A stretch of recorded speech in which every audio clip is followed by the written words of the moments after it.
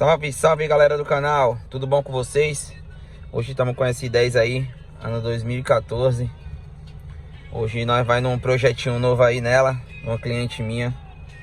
Hoje nós vai colocar trocar o som original, colocar o MP5 aí, sistema Android de 9 polegadas.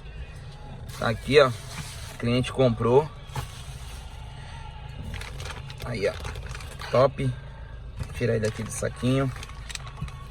Plásticozinho aqui. MP5 aí, 9 polegadas. Ó, sistema Android. Vai ficar top, hein, galera. Antes disso aí, se inscreve no canal aí, deixa aquele like para fortalecer o canal.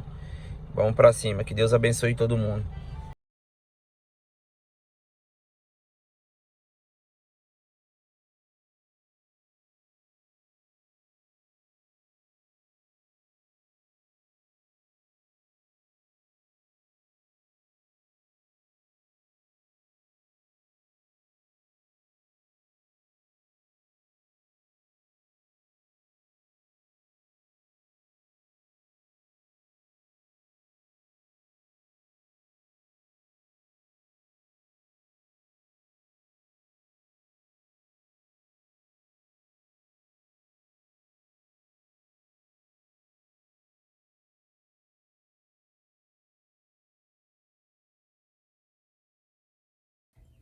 Aí, galera, depois de tudo colocado, montadinho, deu um trabalhinho, né?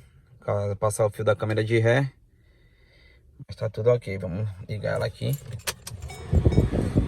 Vendo aí? Ligou a central. Vou dar partida aqui. Vou baixar a posicionada aqui, ó. Dei partida. Tudo direitinho. Ligou.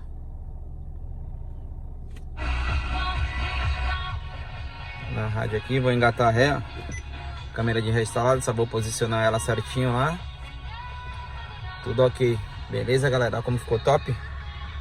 Top, top, top, hein? Vou deixar o link da central aí